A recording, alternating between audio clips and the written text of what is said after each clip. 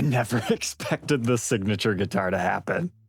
Welcome back, Troglodytes, to your daily dose of guitar information, the Trogly's Guitar Show. I'm the target demographic for this one. I'm so excited. We're talking about Tom Morello's Arm the Homeless today. Never in a million years did I ever think that this one would happen, because there's so much going on here for it to be a signature model, let alone any company taking ownership over this thing, because it's essentially a parts caster / custom build at this point.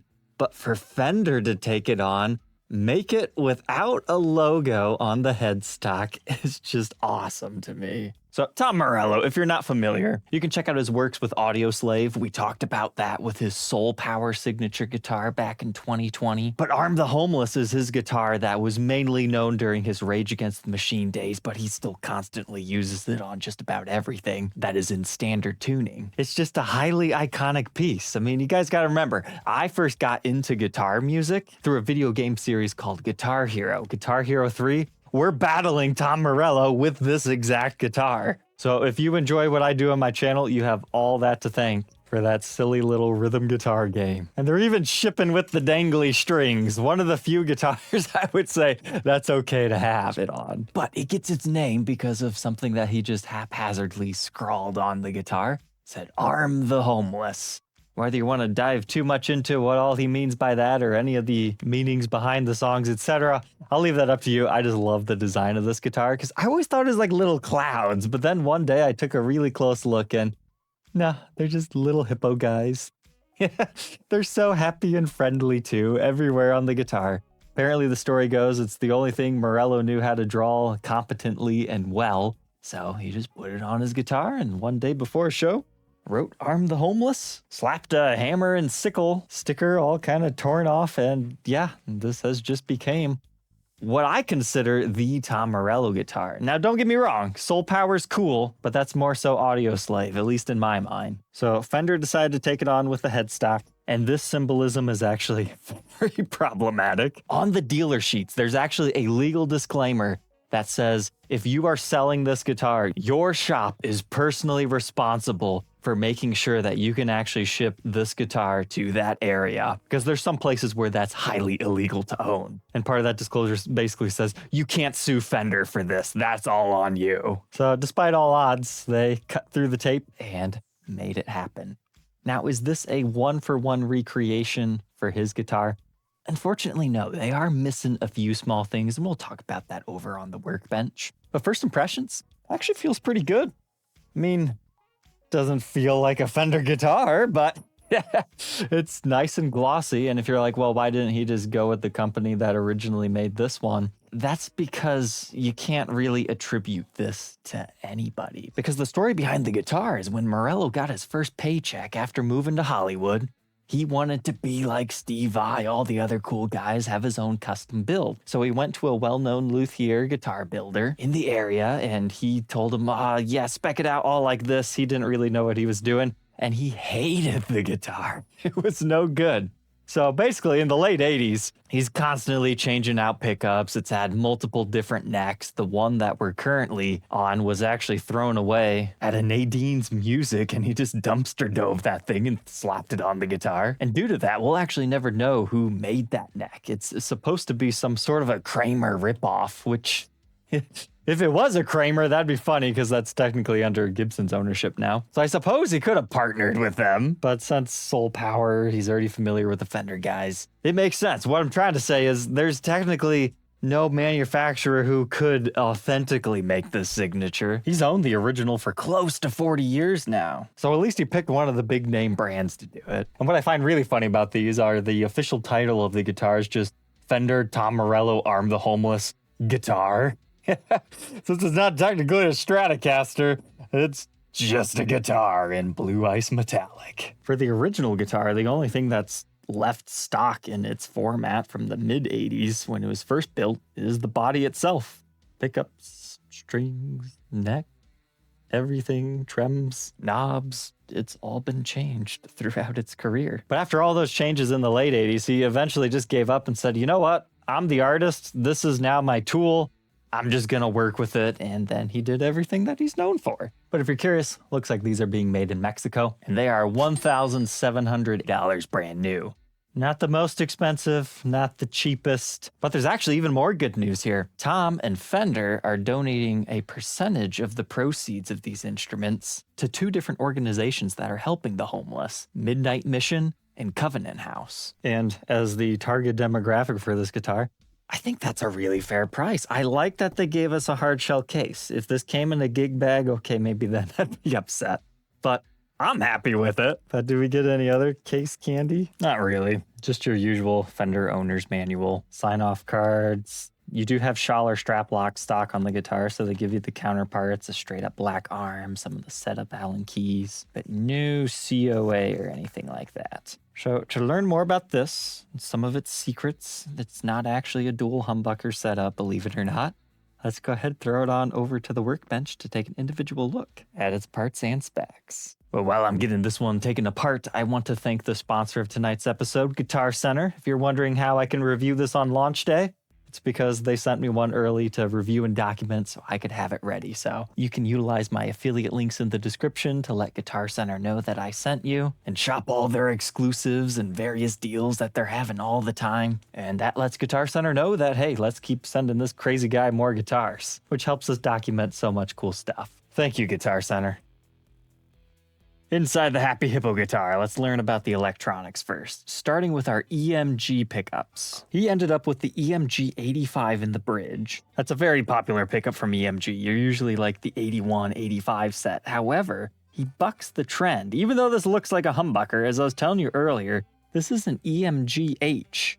I'd never heard of one of these before today. It weighs like half as much as the full-size humbucker. It's just a single coil in a full-sized humbucker outfit, according to EMG and its tones. So the more you know. It might look like an HH guitar, and technically you could modify it to have whatever EMG you want if you happen to not like that. But I was watching a Morello interview, and this is the one he uses the most often when it actually comes to playing the licks and leads. But when it's crazy fun time, I guess that's when he goes to this. Because what you have to remember is Morello was initially hired as the band's DJ for Rage Against the Machine. He's not a traditional guitarist by any means. And that's the reason I've got the old faithful on the desk here.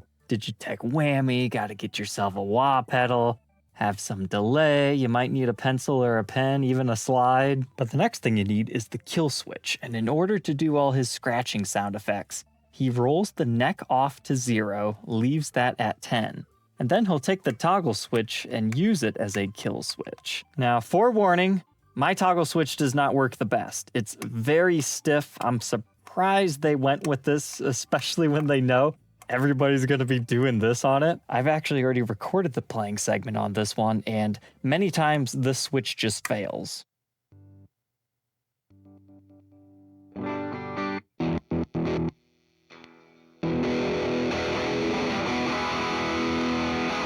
But rather than doing a big sweeping motion, what I find works better, and if you don't want your switch to go bad, if you just do a motion like this, right before it goes to click into place, when you can find that happy medium, that's how this particular toggle switch ends up working the best for that. But I'm sure you can ask Morello. He has to change those things quite often. He's always working them.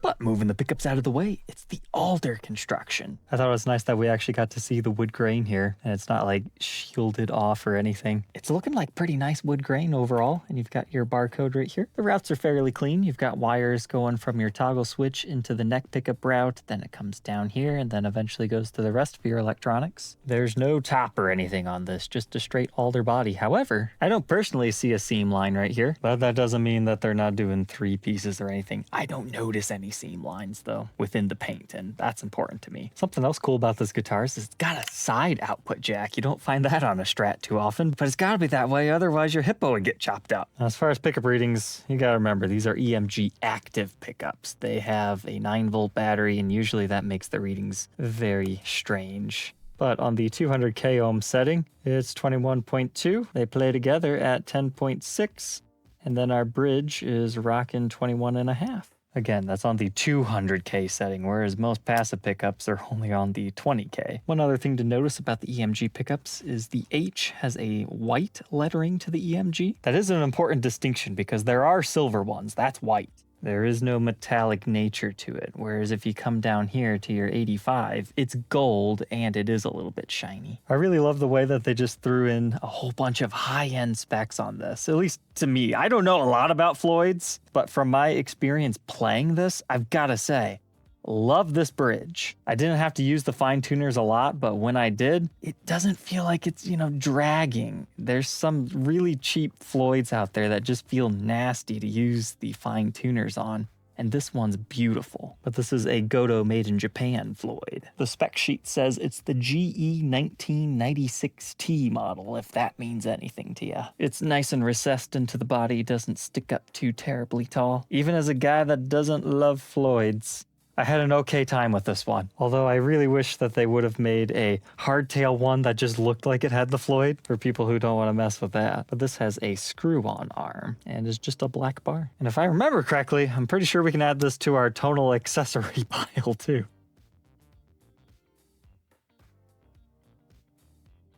But I've got to say, Fender, super pleased with the way this turned out. I was expecting stickers. I wasn't expecting whatever they did here. It's under the finish. You cannot accidentally wipe this off like his original apparently is, judging by how much Arm the Homeless has been wiped down over the years.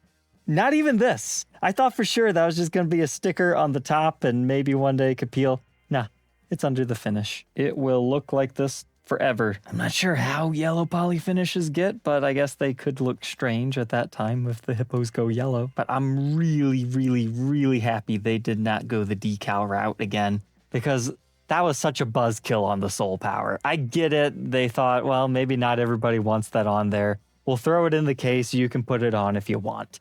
It should have been under the lacquer to begin with. Although, to be fair, just this nice ice metallic blue to somebody who doesn't love the Tom Morello thing, they might actually like this guitar. It's got some pretty decent specs to it. And it's 2 volumes and a master tone. We'll talk about that tone during the demo, though. Let's just say it's not your full control.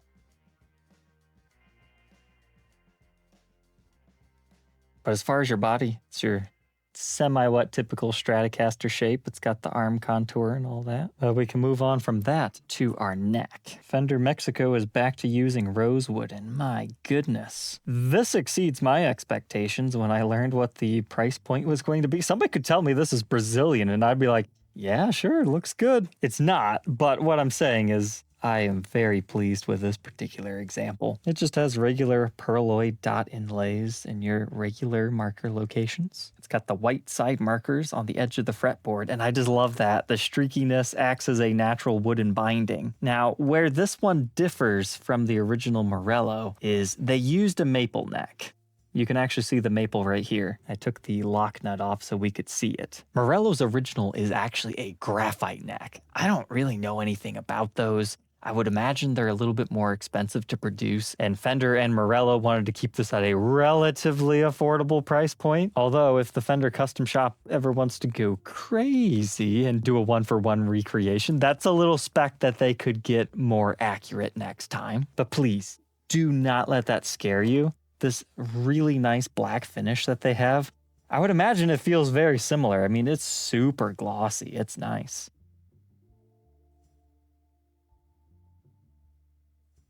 It does have a 15-inch fretboard radius, which is a little unusual, but I didn't really notice it affecting anything. I primarily play 12-inch fretboard radiuses. It's your typical Fender 25.5-inch scale length. And as far as the neck itself, up by the nut, it measures 1.7 inches. Stays fairly skinny, 0.05 essentially at the 12th. It's about 0.81 at first fret neck depth and 0.86 by the 12th. The spec sheet calls it a custom flat C shape, and not gonna lie, that kind of scared me. That sounded like SG crazy thin. All it means is rather than being completely rounded on the back, it comes in just a bit more. This just feels like a modern C neck profile shape to me. It's very comfortable if you like a thinner neck, that is. Here that is on the contour gauge, 1st fret, 7th fret, and 12th. You can see it starts off maybe a little bit more rounded, but it slims out. So still C-shape, it just loses its back hump, but you still have most of that in the cording area. Not that you really feel it because the neck is just so slim anyway, but hopefully that helps you visualize it. However, something else to keep in mind, the R7 Floyd Rose lock nut system that they use on here, it does not actually fill up the entire area, so your string spacing is actually a little bit more narrow. It measures 1.62 inches, and remember, your whole neck was like around 1.7-ish. I would imagine they're replicating a spec to his original, and that's why they went for that. It could also be a botched installation job because there's not as much extra neck over here as there is over on the bass side. I mean, you see quite a bit of the neck right there yet. Now, if you're curious, does that catch your eye while you play? I didn't even notice it until I took it apart. I was too focused just having fun. And we do have a truss rod in here. It's a very slim access port, but you can still get under it with the right tool. And then up here, if you're wondering what these holes are for, we have a tensioner bar that just screws into place. And the spec sheet I got pre-launch called these locking tuners, they are not. I'm not sure if that's going to officially make it afterwards or not, but I don't want you to buy one of these and think it was. These are just regular old strings, but there's actually a safety feature built in here. Notice, the ball end of the strings are over here, so you're not going to poke your eyes out. So a trick you can do with Floyd Roses, because typically when you come down here, you have to cut the ball ends off and then you stick them in here, lock them into place. You can technically string the guitar up backward and then not have to do that process. So that's essentially what they did from the factory. And then Morello's one of those guys known for leaving them long. It just adds to the craziness. And honestly, it gives you some tonal opportunities as well. Sometimes I'll hear them doing stuff, like when I was messing about with these, trying to find my own unique tones or recreate some of the things that he did. It's like, okay, I see why those might be there, but you could technically also trim it off. There you go, read in a week. There's no logo on this bad boy. And I got to thinking, earlier I was talking about how it's crazy that Fender took ownership of this guitar and made it. This is not the first time they've actually made a parts caster. You guys remember the Eddie Van Halen Super Ultra, I don't know, what was it, $30,000 or whatnot? And that was like, what, the late 2000s? So even crazier once you account for inflation. That one doesn't have a Fender logo on it either. And I'm sure there's others that somebody can leave a comment about. But if you're interested in checking out Eddie Van Halen in a similar way that we've documented Morello's guitars, you can check that one out next.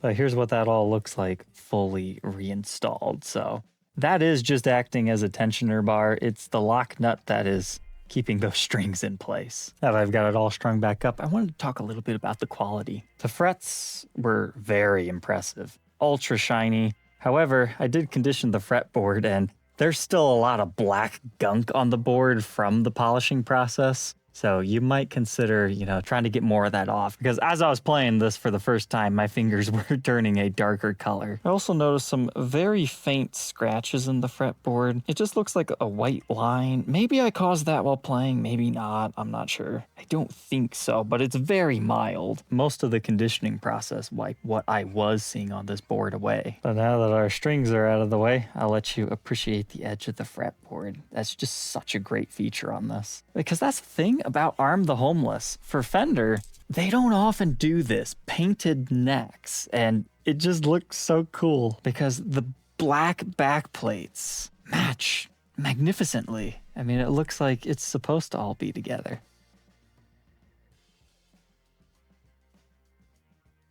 But with our back plates removed, here's what we've got. So, main control cavity. I was surprised, even though it's a quick connect system to the backside of the pickup itself, this is all hand soldered. They could have easily just went for the quick connect EMG stuff. But I would imagine if his truly was modified back in the 80s, he would have the soldered version. So that's a nice attention to detail. And they put your little 9-volt battery to power them right inside here. However, that's not as easy to change as a flip door. And since this is the back of the guitar, really wish they just would have gave you that quality of life feature back here. But that could be a pro or a con, depending on who you are. But you do have shielding on the back of all your plates. And important to note, these are very slightly recessed down so they sit flush with the back of the body. And we can also see more of that beautiful alder wood grain. And then you can see where they route out for your output jack. It's over here on a football plate. But now your toggle switch. Let's just say getting that back plate off is a real chore. It's so small and so thin and sits right under it. You can't get your finger to get it off. I just had to take the toggle switch apart from the top and push it out the back like that. So if you're a tech trying to figure out how to get that off, that's the best way to do it. Unfortunately, I do not see a brand on this, but hopefully just seeing that much right here, because that's way different than a Switchcraft, will help somebody identify this. It's too stiff. I mean, I've never played Morello's guitar. Maybe he prefers it that way, but this one's cutting in and out on me. And I could understand if it was doing it after a year, but just within the first 30 minutes, I had issues. I'm really sad about that. But maybe I just got a dud. Maybe the other ones are better. I can't tell you how many times I had like a really good scratch take and then it just stopped working. And it was like, oh, that's unfortunate. But there's not a lot of room to work with in there.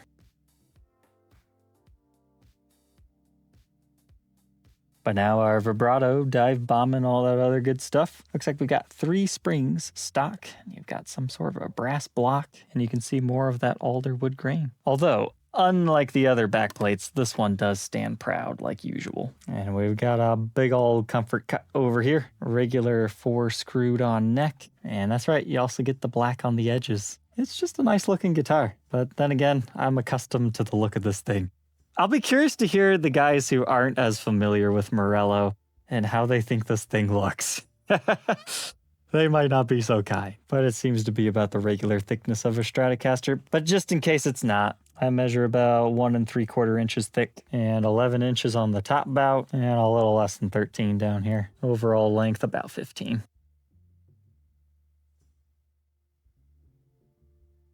And now the backside of the neck.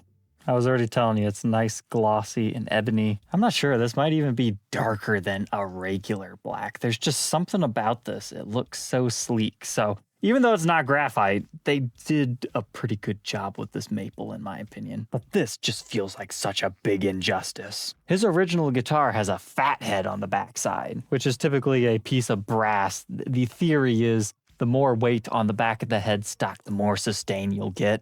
He wasn't quite happy with the results of it, but he just left it on anyway. I could understand if it wasn't brass or it didn't have the fat head branding.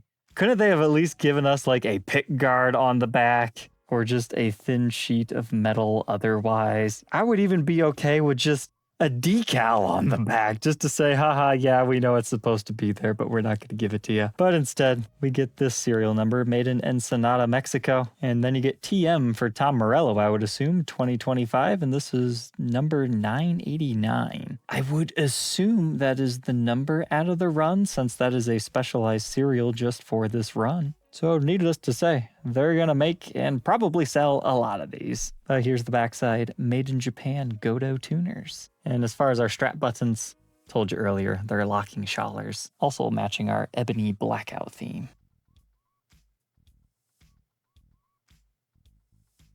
All said and done, how much does this one weigh? A little heavier than I was expecting, 8 pounds, 2.8 ounces. And you know what? Do hippos glow under blacklight?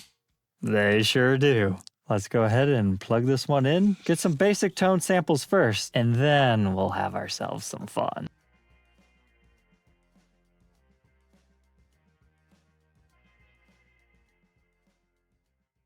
All right, before we get too crazy with all the effects, let's just get the dry basic tones. I don't have anything on, it's just going through my Marshall Blues Breaker.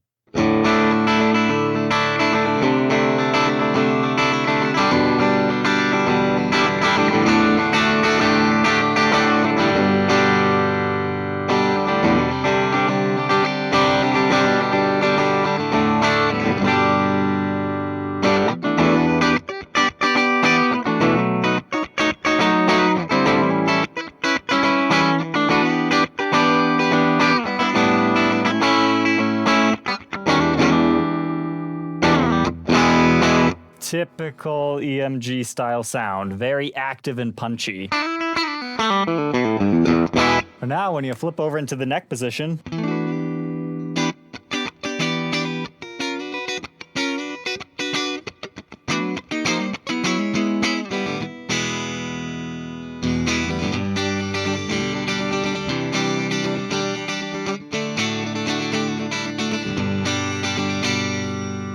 I never knew that was a single coil until today. That's awesome.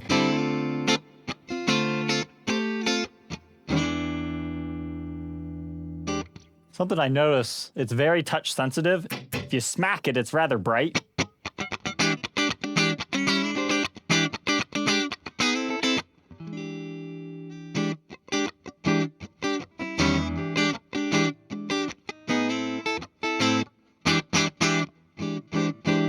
You can get it a bit more round, and that's before even touching your tone control.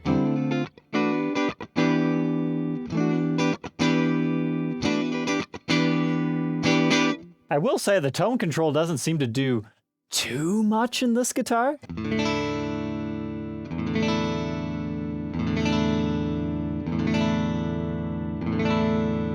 This is the off position. Usually the tone all the way off is like really dark, muddy, and this is still dark, don't get me wrong. It's just not as dark as most tones. So keep that in mind if you're buying one of these.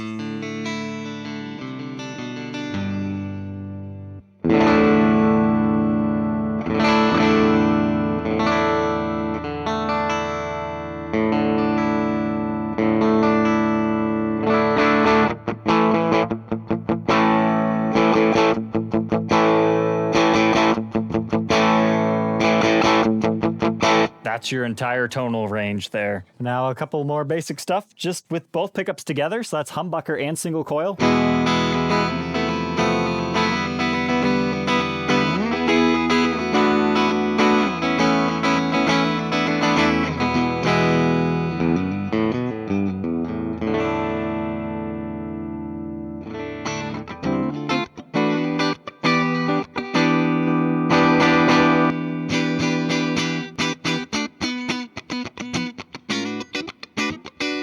And now regular distorted tones.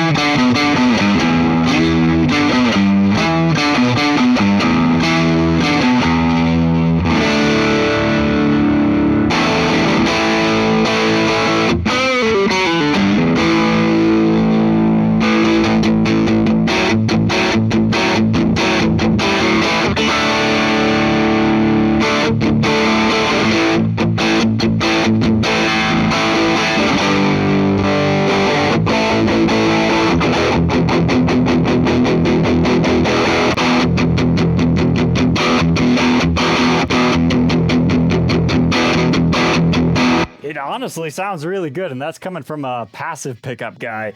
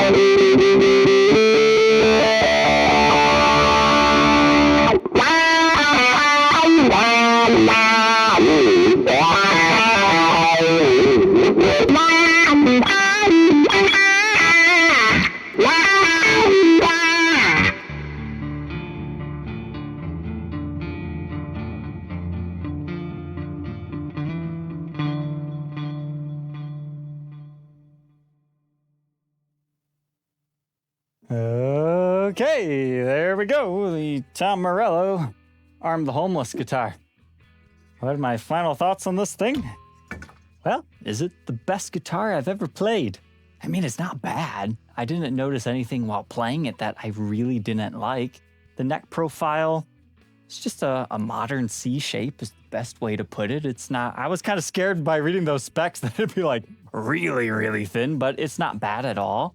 This just feels comfortable. It feels like some sort of a really well-made parts caster, because that's kind of what Fender ended up making here, and just having the slightly nostalgic, I guess you could say, color scheme works really well. So if you're like me, big fan of Guitar Hero 3, or you just like Tom Morello and his work, it's a must buy. I think this is cooler than the Soul Power because, I don't know, getting this one dirty and dinged up, it would actually match the guitar a little bit better. I'm not scared to play this thing, and I love this whole black and blue color scheme we've got going on. Sure, we do not have the graphite neck. Would that be cool to have a custom shop version that has every single detail, including the fat head? Yes, but I think they were trying to keep them at a certain price. So don't let that scare you away. I mean, worst case scenario, I guess you could just buy a replacement graphite neck. It's not that bad. So yeah, I like it. I hope you do too if you buy one. Otherwise, I hope you know a little bit more about this fun little hippo guitar. And we'll catch you guys tomorrow on the next one. Take care.